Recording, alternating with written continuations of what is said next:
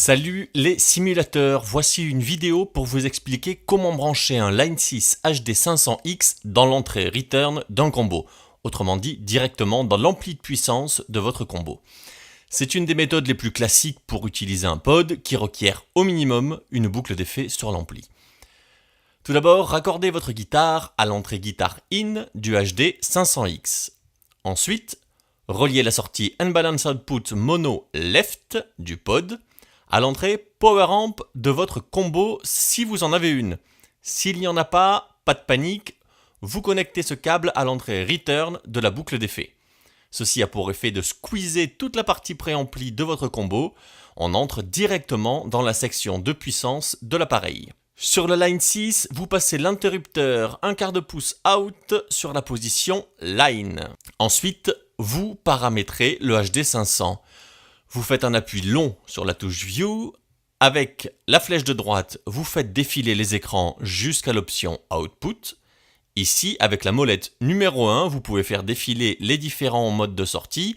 Vous réglez votre appareil sur Combo Power Amp. Si vous avez un ampli 2 corps, dans le même menu, il y a un réglage Stack Power Amp. Maintenant, vous sortez des menus en pressant la touche View. Ce mode de connexion permet d'utiliser beaucoup des ressources du HD 500X, notamment les fameuses simulations d'ampli. Attention toutefois, vous utilisez la section puissance et les haut-parleurs de votre propre ampli. Donc il est inutile de simuler des amplis de puissance et des haut-parleurs sur le Line 6. Dans la liste des amplis disponibles, vous verrez que les modèles d'ampli se répètent. Il y a 2 fois exactement la même liste d'amplis, mais dans une des listes, il y a la mention pré. Ça veut dire que cette option simule uniquement la partie préamplie des appareils concernés. Vous n'aurez pas à régler les niveaux de bias, de volume du power amp sur le pod. De même, vous désactiverez les simulations d'enceinte. Vous avez déjà la vôtre en vrai.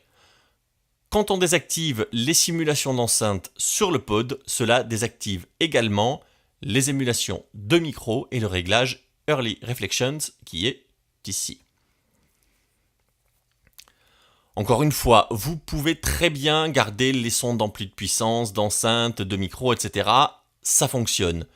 Mais il y a tellement de réglages sur un pod que je conseille de commencer par aller au plus simple. S'il vous manque des choses, vous ferez des expérimentations plus tard. Quand vous avez votre simulation d'ampli, vous choisissez vos effets. Vous les mettez dans le sens que vous voulez. Moi, j'ai fait certains choix, voyez. La reverb ou le chorus après l'ampli, un compresseur après l'ampli aussi. Ce n'est pas commun, mais ça me permet de booster le son sans influer sur le gain. Une saturation avant le préamp, ça, c'est beaucoup plus courant. C'est même presque obligatoire. Une wah-wah en tête de signal. Bref, vous faites vos sons. Je vous fais écouter quelques sons que j'ai là-dessus. D'abord un crunch, Marshall, très léger, presque un son clair.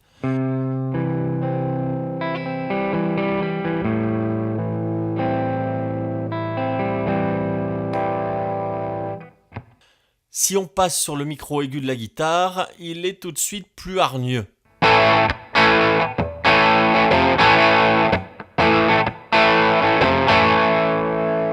Je lui ajoute un screamer et il s'énerve encore un peu plus.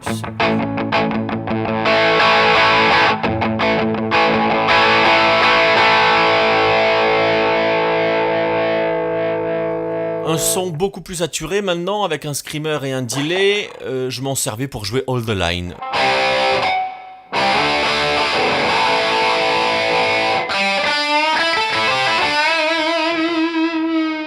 Voyez, un coup de boost et on passe en solo sans modifier la couleur du son.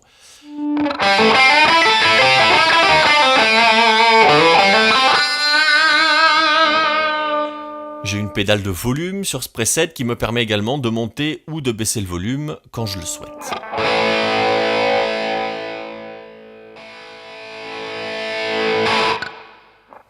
C'est tout pour aujourd'hui, j'espère que cette vidéo vous a été utile. Je vous retrouve très vite pour d'autres solutions de connexion du HD 500X. À bientôt sur Le Point Guitare.